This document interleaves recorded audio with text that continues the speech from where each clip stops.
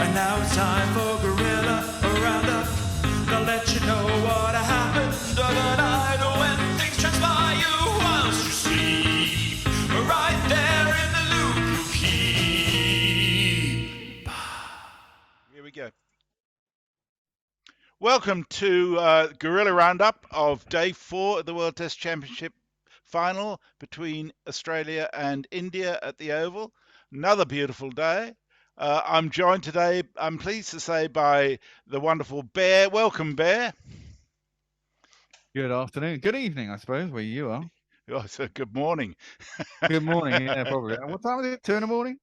Yeah, just about that. 1:30. Yeah. But so I'll do a summary and then we'll have a discussion about where things are at. Australia started today at 123 for 4. That's a nice figure, 1, 2, 3, 4. And proceeded with a few hiccups to get to a stage of being able to declare at 270 for 8. Runs from Cameron Green made 25. Alex Carey made quite a bright 66 not out. And Mitchell Stark had some fun making 41. There's not quite junk runs, but he was able to bat without much worry. And Cummins declared at just after the drinks break in the afternoon, which set India 444 to win. By the time we reached stumps, India were 164 for 3. Sharma was out LBW to Lyon. Again, LBW. Shubman Gill was out caught by Green off Boland for 18. A slightly controversial catch, which went close to the ground, but was given out by the third umpire. And Pujara was out for 27 to Cummings, trying to, sky a shot over the wicketkeeper for 6, which was most unlike Pujara. But since then, Kohli and Rahane have managed to put on 71 runs and look pretty good. Kohli's looking beautiful, actually. So they're 164 for 3. They need a further 280 runs tomorrow. And yes, the odds are with Australia, but that's not beyond the bounds of possibility. So where do you see things are at, Bear, and what were your highlights from today? Well, first of all, I see a tense. I'm hoping for a tense finish tomorrow. I just think that it's another crucial first out.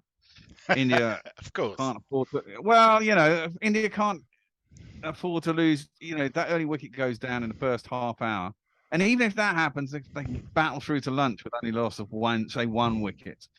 And ideally, well, I suppose it wouldn't really matter. Either of those two is pretty good, and then Jadeja's in, and he scored Test tons, so they've got to believe, they've got to carry on.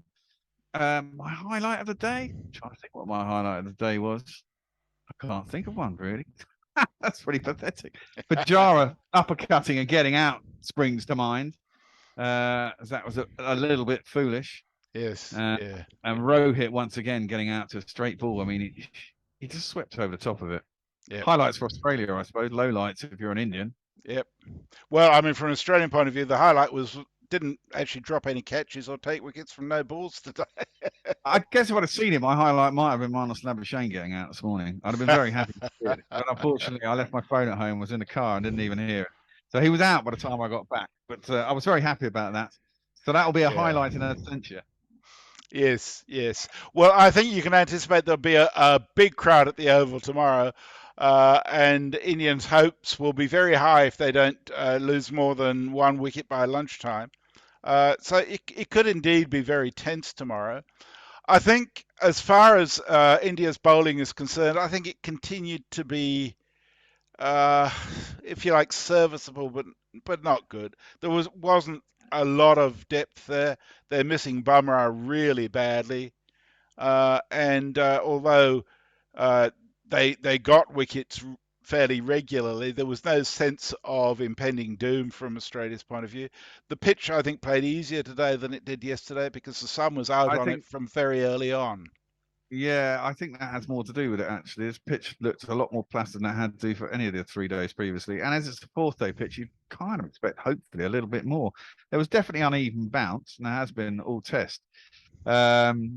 but the last couple of days has been, not a massive amount of lateral movement, but the odd one seems to have hit a crack or whatever. I mean, the wickets of Pajara and all that on the second day, and some of them yesterday they jagged and caused problems for the batsmen. Today, even with a new ball, there wasn't really that much of that, and there's certainly no swing. So Gary's theory, as we've all pointed out, considering it's the hottest day of the 4 so far, and the Thames is still only a mile away, and you'd expect more evaporation on a hotter day, didn't affect the swing. Yeah, So, it was a high tide at 4 o'clock, and it still didn't get. well, there you go, and there wasn't enough water to affect the swing. So I think we can put that theory to bed, Gary.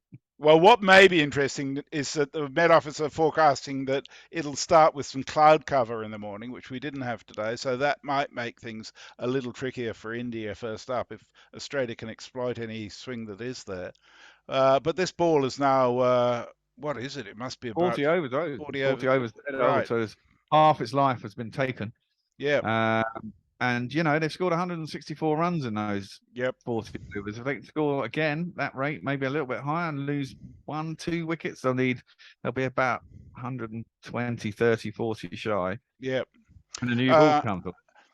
And as far as the Australian bowlers are concerned, Stark has been very expensive. He's gone for 45 from 7 overs, been pretty wayward, but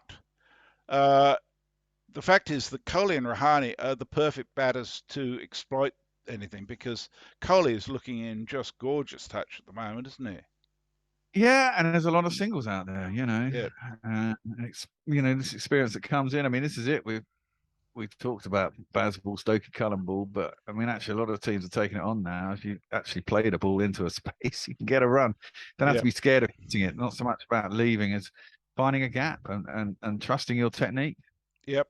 And Pat Cummins has been having some trouble with his stride. He's had 4 no balls again this innings. So that's unsettling him, I suspect, in terms of his capacity. The 3 wickets of Cummins, Boland and Lyon. I have a strong suspicion that Lyon could play a big part tomorrow. If they can keep some containment in place. They've still got a lot of runs to play with. I mean, 280 is a lot of runs for them to bowl with, and they can afford to set attacking fields for the first session at least. Well, exactly. I mean, we talk about a great possible finish tomorrow. It could be that they come out, whip out, get one of these 2 out. Lyon bowls on. He's going to be handy against Jadea because he's a lefty. Gets him out, and then it all goes to shit very quickly. Yeah. But let's hope that doesn't happen. Well, I know what you hope happens. You hope Australia's bowlers have to toil all day and they're absolutely exhausted by the time we get to the Ashes on Friday. Yes. Well, yes, that would be rather nice. Oh, well, I've no doubt they'll get to play some golf in between, which will rehabilitate them. So we're looking forward to an exciting day tomorrow, and we hope you'll join us. Couple of things. The Guerilla of the day, without any shadow of the doubt, is our friend from the Armchair Cricket podcast, Ajit, who flew over from Holland and had the forethought to use duty free to bring to Guerilla Towers a huge bottle of vodka, a bottle of Jim Beam, and a whole lot of other goodies as well, which is a great example to be set for anybody coming to visit Guerilla Towers. So it's undoubtedly the Guerilla of the day. Indeed. We've got a litre. Jack Daniels, not Jim Beam, same sort of stuff. But a litre of that and a litre of absolute vodka. You can't complain about that. And Certainly can't. Go with it. And then Brian sent us lunch too. So we were very happy Gorillas today. Yeah, indeed. And the tweeter of the day, it's not just one tweet. One of our good friends in Dublin, Pirate Badshaw, has been with us for a long time. He developed the concept once the thought of Nathan Lyon being called Leon was concerned. He came up with the concept of images in his head now of English cricketers served up Lyonnaise style as quenelle in nature's sauce, and went through a series. By all means, look them up on our timeline of the various menus for dishes for the England cricketers, including things like Ben Confit de Canard Ducket and so on, which I thought was both creative and very much in the guerrilla mode of doing things, a bit different from cheese puns, thank God. So Pirate, it's great to nominate you as Guerilla of the Day. Well done. All right. Well, no winner of the GPL today. No winner of the GPL, so we're looking at 40-something pounds tomorrow, 46 pounds tomorrow, and a limited range tomorrow because it can't be more than 280. So better chance of winning. Get in, and Bear's actually going to earn it. Oh, maybe you should open it half an hour before play, Bear, so it's actually operating when we go on air. Well, if you remind me by WhatsApp, maybe I will do. I can turn it on whenever I like. Okay, so that's it for us for today. We look forward to being with you tomorrow. If you enjoyed this, please like it, subscribe to the Guerilla Cricket on YouTube, share it, and if you've got something to say, please comment below or tweet us at Guerilla Cricket. And if you'd like to support us, please consider going to patreon.com/Guerilla Cricket and making a commitment to support us for as little as $2 a month. All of it is very welcome, and we need every penny we can get. We need your money. Yes. We need your money. That's how we keep going, peeps. That's how we keep going. Your generosity. So thank you all very much. I look forward to seeing you tomorrow. Thank you, Bear.